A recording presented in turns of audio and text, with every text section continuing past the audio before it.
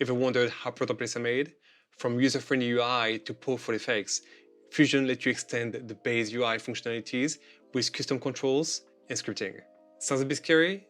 Fear not, because even if this tutorial is going to be a little nerdy, we're going to take you on a trip that will change forever the way you build Fusion compositions. Let's get started.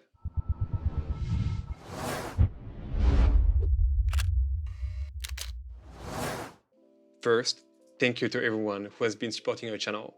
We really appreciate it. And if you haven't subscribed already, think about doing so. What are custom controls? Well, let's have a look at one of our templates available in our store. All those UI elements, buttons, drop-down menus are all built using custom controls and a little bit of code. This makes them not only better looking and easier to use, it is allowing us to do things that would be otherwise unfriendly, ugly, or downright impossible. In this video, we'll cover most of the custom controls available to you in Fusion. But this topic can be fairly abstract, so we custom build a custom interactive set that you can use to practice and follow along with this tutorial. So before we get our hands dirty, there's a few things that we're advising you to do. First, download the tuning package from our store. This contains a DaVinci series of projects and a manual that you'll find very useful during practice. 2. This is completely optional, but I would recommend that you download an advanced text editor like Atom or Notepad++. They are completely free, lightweight, and both are capable of properly highlighting the UI code that Fusion is using. Don't worry, I am not going to make you code anything crazy in this tutorial, but using the right software will make editing your templates much easier and save a lot of time. To import the project that you downloaded, go to the project manager, right-click into an empty area, and select Import Project. Navigate to where you downloaded the package and open it. Once you open the project, you will find the media pool composition named Radio.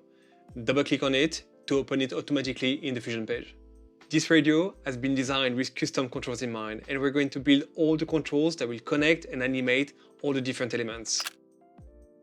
This should offer you a very visual way to learn custom controls. Each part of the device has been organized as a module, and this is something that you'll want to apply to your own design. This is similar to building software and will not only keep your composition clean and easy to read, it will make it much easier to dive back into your design, fix things, or even extend its functionalities. You can easily navigate between any of those modules by opening the bookmark menu and selecting one of them. Let's go to the control module. The centerpiece of this composition is this control center node, and this is where we will be adding every custom controls. There are a few reasons for this. 1, we'll only need to access one node to control our template. 2, custom controls actually only exist in this instance of the node. This means that if anything goes wrong and we need to go back to a clean slate, we just need to remove this node and replace it with a new one. 3, as all the custom controls will be centralized into one node, it will make editing them or fixing any mistakes much easier. 4, building great templates this way will be much faster and cleaner. Quick tip, while you can create your own bookmarks to quickly navigate to any part of your composition, all those were automatically generated by adding an underlay tool for every module. An underlay is actually a tool that can contain any number of nodes. Nodes can be moved in and out very easily, and they also provide a space to quickly add comments. Click on the underlay itself and all the nodes within will be automatically selected. Super handy. Click on the Control Center node to open it and use this little pin icon on the top right to keep this tool visible at all times. As we will navigate back and forth between all those nodes, this will speed up our workflow. You might be asking, what is this Control Center node? Well, it is nothing more than a shape merge tool that we renamed. You could use any kind of node, but the simpler, the better, and we're using this particular one because most of our composition is built out of shapes. Time to see how controls are made. Right-click on the Control Center node and select Edit Controls. This tool is not an example of great UX design, and while it is often a good starting point, it is at times a little bit limited or buggy. We'll start with the anatomy of a control. Let's take the override axis as an example. Open this drop-down menu that contains all the controls of the active node and select Override Axis. A control has a name, which is what you see in the inspector, a unique ID, which is what you will use anytime you need to access it, kind of like the IP address of a machine inside the network. A control also has a type that defines what kind of data it will be returning. There are 3 types. Number, the most commonly used, point, to manipulate the coordinates of points in a space, and text that is used for text input or importing files inside a composition. You can choose to which page the control will be added. And with those two checkboxes, if the control can be keyframed for animation and if the control is passive or not. This last one is often overlooked, but it is very important that you set any decorative control, such as labels, as passive. We'll get to why shortly with an example. The input control defines the function of this control and how you will interact with it in the inspector. In this case, the override axis is a checkbox control. The view control lets you choose if you want to add a visual overlay control to manipulate attributes like position, size, or angle from within the viewer window. And finally, the range and default state of the control, but more on that in a minute. Let's move this override axis control out of the way by changing the page to common and clicking on OK. This made the control to be displayed in the settings page and leaves us with a clean slate. Let's get back to the edit control window to add our first custom control. I wish Blackmagic would make it possible to add a bunch of control or edit them without having to close and reopen the window. This is one of the reasons why I build most of our tools with a text editor like Atom or Notepad++. We will start by adding a title named Radio Controls at the top of our template. Choose Number for its type, Controls for the page, and it will be the same for every control we build from now on. And for the input, select Label Control. The label control is a very simple one, but it is essential if you want to keep your templates clean and organized. There are also extra parameters on the right that we will use toward the end of the tutorial to create a collapsible section of the UI. Before we leave, we're going to uncheck Animatable to remove the little key that appears next to the control in the inspector, and check Passive. As this control is purely decorative, we want it to be bypassed during rendering, and this is exactly what this option is doing. Click OK, and the title is now showing up in the inspector. Let's open the editor again to add another control. We will name this one text input, as this is exactly what we intend to create. Press Tab or click in the ID field to generate a unique ID. Note that the space in the name was automatically removed, as would any character that would otherwise collide with the script. Set the type to text and the page as usual. For the input control, choose Text Edit Control. I am also going to set this control as a single line input field. Click OK, and you'll find it added inside the inspector. You can easily fix any mistakes that you might have made, but to remove a control, you must edit the node inside a text editor. That, or deleting the node and starting from scratch. We'll get back to this text input later, but for now, make sure it stays empty. Next control is going to let us manipulate the radio antenna. Open the editor and type antenna control for the name. Look how it swapped the minus sign, which is a forbidden character, for our underscore to avoid any conflict. For type, choose number, as we need this control to return a numerical value. Page, set as usual. And for the input, we'll go for a slider. A slider has a visually defined low and high value, which makes it perfect for the antenna. Set the range from 0 to 0.18 and the default to 0. Allowed is a very important parameter, letting you decide if the user can type in values that can go beyond the defined range. Surely, we don't want the antenna to be pulled out of the radio, so we are limiting it to the actual range. Click OK. Now, for the fun part, let's connect the slider to the antenna. Use the bookmark to travel to the antenna module. Select Antenna TR and create an expression by right-clicking on the Y offset and select Expression. In case you don't know what an expression is, see it as a window to the inner working of your composition, where you can write a script in Lua code to achieve things that would be otherwise impossible. Now there are two ways to proceed, the pro way or the easy way. We'll start with the easy way, as this requires no extra bit of code. Grab the plus icon and pull it to the antenna control. This automatically connected them, and we can now use our newly created control to move the antenna. Sure, we could have done the same thing using the original control, and we could have even edited its range, but really, avoid messing up with built-in controls, as this is the fastest way to composition hell. Alright, no time to lose, let's build a new control. Again, you can use the bookmark to jump to the control module. This one will be a little more complex and will show you why custom controls are so great. Open the editor and name this one Dial Control. Keep number as type, set the page, and this time choose Screw Control as the input. This type of input is ideal when you need a control to work with a very large range, but we're choosing this one primarily for the look and feel of a volume dial. Your template layout should be as intuitive as possible, as this is really the key to a good user experience. Set default to 0, the range from 0 to 3.6, and the same for the allowed range. Click OK. Using the bookmarks, go to the diode module. Select the diode TR node and add an expression to the rotation control. This time, we'll type our script manually. Be very careful when typing your script, as any mistakes, a missing capital for example, will create a bug and very likely stop rendering. As we need to reach a control that is nested within the control center, we'll start with the node name, add a dot, and type the control ID. Not its name, as they might not be the same. And add the asterisk character for multiply, followed by -100. And just like that, we just wrote a simple mathematical operation. Type enter or click outside of the field to validate the script. Okay, that's sweet, but nothing to keep you up at night. Let's add some extra brain to it by making this LED light up whenever the diode is turned. For this, go to the light module, select the light node, go to the style page, and add an expression to the green channel. This one will require some simple conditional scripting. Now, we don't want the LED to turn on right away, as we usually need a little motion before the switch kicks in. We will use the condition if for this purpose, and yes, there's a double I. Now let's see how the script is built. If the diode control, which is inside the control center node, returns a value smaller than 0.2, then set this control to 0. Otherwise, set it to 1. If you run into any issues, you can copy our script from the manual. Get used to typing them though, as this is the only way to practice and learn.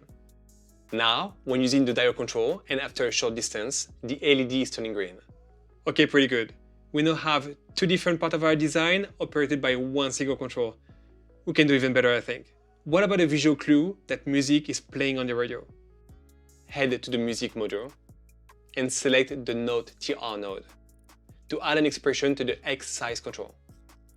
We want this expression to change the size of this module whenever the diode control is returning a value above 0.7. So as before, we need a conditional code starting by if the diode control, which is inside the control center node, returns a value higher than 0.7, then set this control to 0.5, otherwise set it to 0.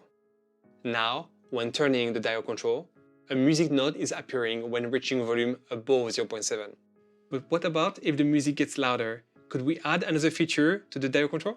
Still inside the music module, select the node duplicate node and add an expression to the copies control. We saw how to use the if expression to create an action whenever a condition is met. But what if we would like to throw in multiple conditions, like reaching different volume thresholds? This is possible by nesting as many if expressions as we need. Same as before, start with if the diode control, which is inside the control center, returns a value smaller than 1.8, then set this control to 0. But if the diode control returns a value smaller than 2.8, then set this control to 1, otherwise set it to 2. Now, as you pump the volume up, extra music notes will progressively appear, and every time a little larger. You could add extra if expressions of course and make those music notes grow even larger. Try changing the two last digits by larger numbers and see how the script reacts. Our next custom control will give us the option to choose between different radio stations and change the frequency displayed on the radio screen accordingly. This is particularly handy when you want to provide multiple presets inside the template. Name this control radio station, keep number, page as usual, and for the input control, choose combo control, which is a list. Let's add 3 random station names.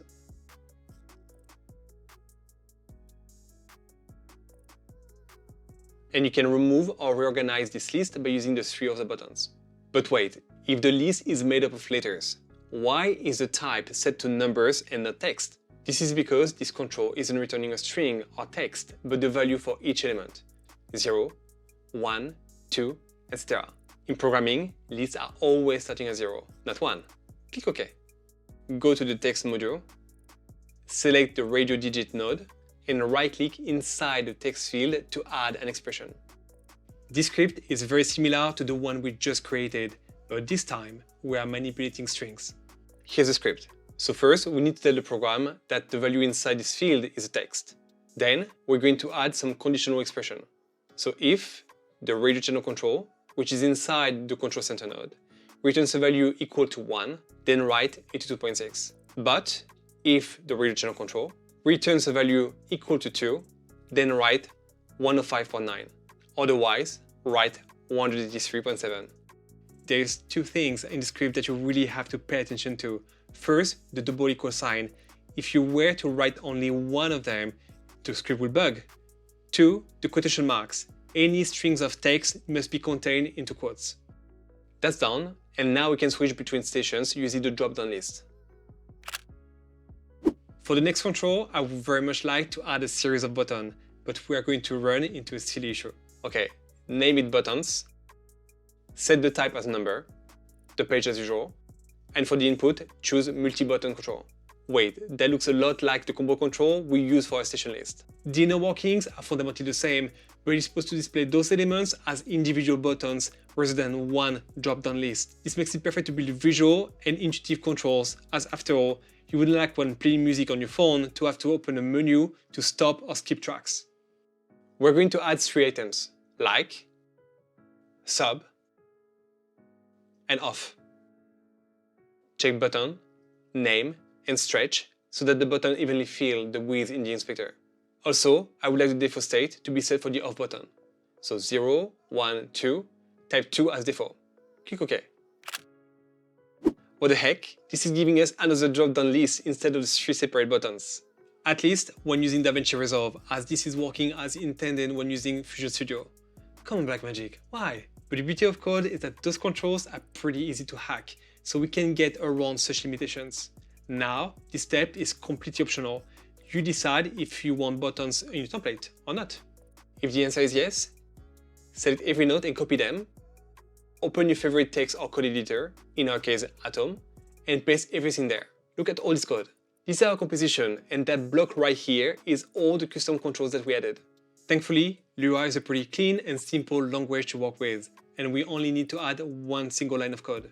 In the manual, copy the MBTNC force buttons parameter.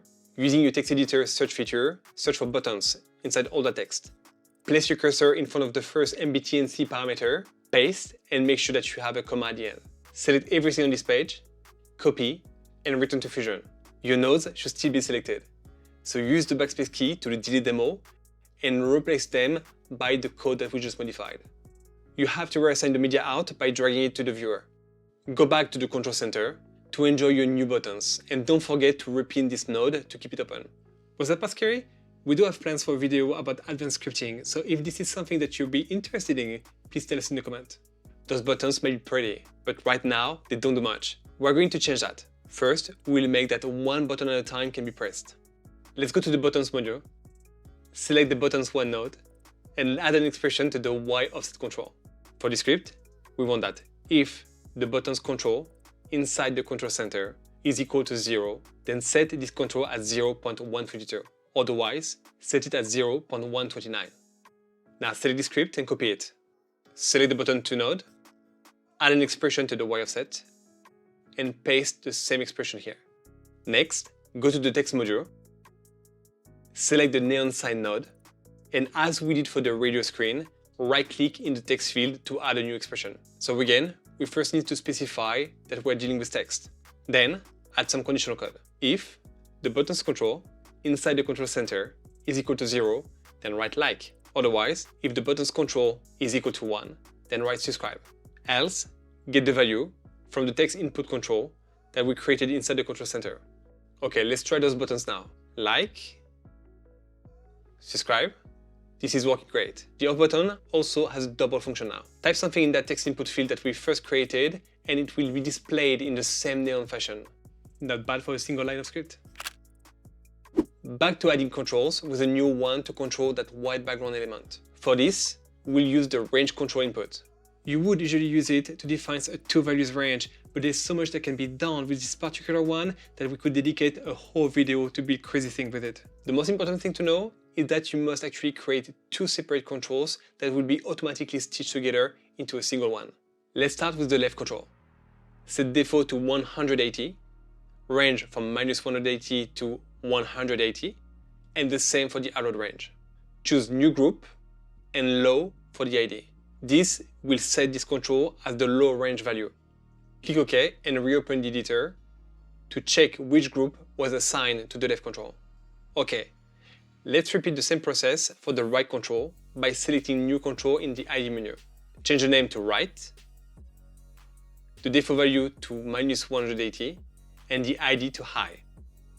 Click OK. Head to the background module and select the left rotation node. Right-click on the rotation control and add an expression. You can easily connect it to the left control by using the pull and drop technique, but to get the negative value that we need for what the left control is returning, we need to add a minus sign in front of the expression. Now for the right control. Copy the expression that we just created, select the right rotation node, and as before, add an expression to the rotation control. Paste the script that you just copied and simply change left for right, making sure that you use a capital R. Done.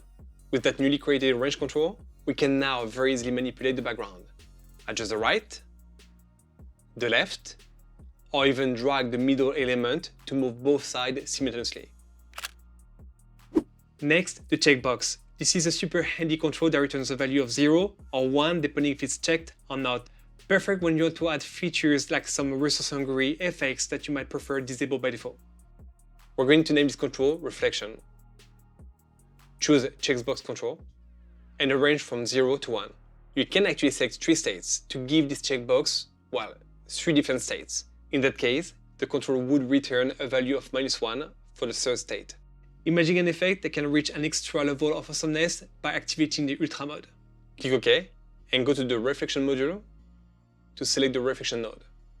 Right-click on the Blend control to add an expression and add the following script. If the Reflection control inside the control center returns a value equal to 1, then set the blend control to 0.26. Otherwise, set it to 0. Now, by using the checkbox, you can now activate and deactivate this reflection effect as well. The last control will let us change the color of the radio, but I would like it to have nested in its own separate section where we could tuck away all these controls taking a lot of UI space. To achieve this, we first need to add a label control, naming it Design Control, and giving it a default value of 0 to have it closed by default. The Show Arrow checkbox is what we need to select for this label to be able to collapse and expand in a drop-down menu fashion. We will see at the end of this tutorial that there is a little bug when using this feature inside the macro editor, but I'll show you how to fix this. This parameter right here lets you hide X number of controls nested onto this label. You might have to try a few times to get it right with your own design, but in this case, I know that there is 4 controls that we need to hide, so type 4. Also, make sure that this control is set to passive to have the label bypass during rendering, as opening or collapsing this control would otherwise force any control nested inside to render again. Click OK. Okay, let's add the last control, or maybe I should say the last 3 controls, as we will need to add 1 for each color channel. The red, the green, and the blue. You could add a 4th one if you needed the alpha channel. First, let's create a control for the red channel. We will give the same name to all 3, let's say frame color. But we must make sure that we give each of them their own unique ID. In this case, red. Choose color control as input, set group as a new group, and ID as red. In this list, you will find all the different channels that you can display. You can leave the color space to HSV, which stands for hue, saturation, and value. Click OK and repeat this process for the 2 other channels. The green one,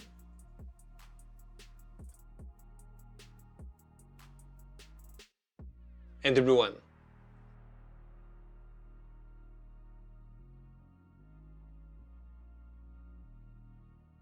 Making sure that we set them inside the same group.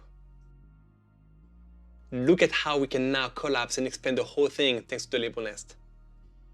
Connecting each channel is going to be a real piece of cake. Go to the frame module and select the frame color node.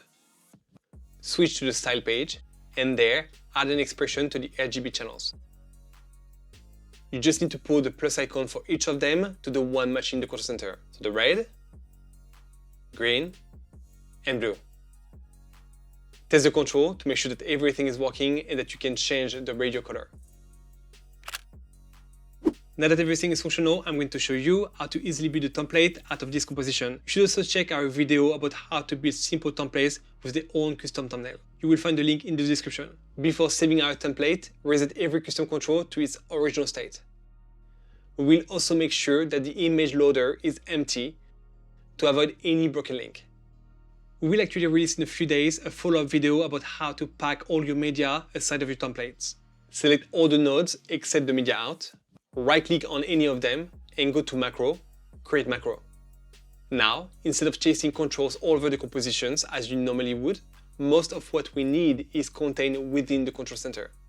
You just have to select every control that you want exposed in your template.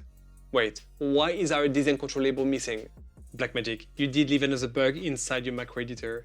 For whatever reason, it is not possible at the moment to expose a label that has been set as a control nest from within the macro editor, and the label will simply not show up. If you really want those nice and handy menus inside your templates, it's actually pretty easy to fix, but must be done manually after saving the macro.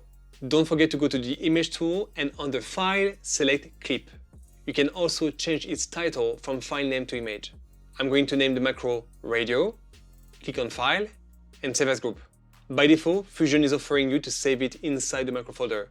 But if you want to make this a template available in the edit page, you must save it inside the template and edit folder.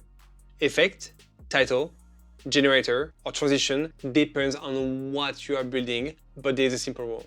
An effect or a transition can only be applied over a clip. So if you want to be able to place your composition directly on your timeline, save it in the generator or title folder. The template is now directly available inside the FX library. But we still have to fix our label. So right-click on the template and select Show Folder. We're going to open the settings file inside the text editor so we can add a few lines to our code. It is always a very good idea to make a backup of your settings file before touching anything so you can recover if something goes wrong and go back to your initial code. All the inputs that you see here between those curly brackets are what is exposing the controls selected inside the macro editor. An input starts with an ID and finishes after the comma following the closing curly bracket. The comma is actually what separates each input, and forgetting one can make quite a mess. You can directly copy the code provided in our manual and paste it after the input line block. The ID can be whatever you like. Source op is the node containing the control. Source is the ID of the control itself. Page, where you want this control to be visible. And default, the default state of your control. In this case, 0 for closed. You can change in which order your controls are displayed in your template by reorganizing those inputs. You don't even have to rename them, but just be careful to not break any formatting. Save those modifications, and that's it. Now, if I go to the FX library, generator, I can add the template to any timeline and see that the UI is now working perfectly. And there you go, you have it. We hope you enjoyed this video, that you found some precious information about how to use custom controls and make better compositions. Give it a like to help us with the algorithm, and we'll see you in the next video. See ya!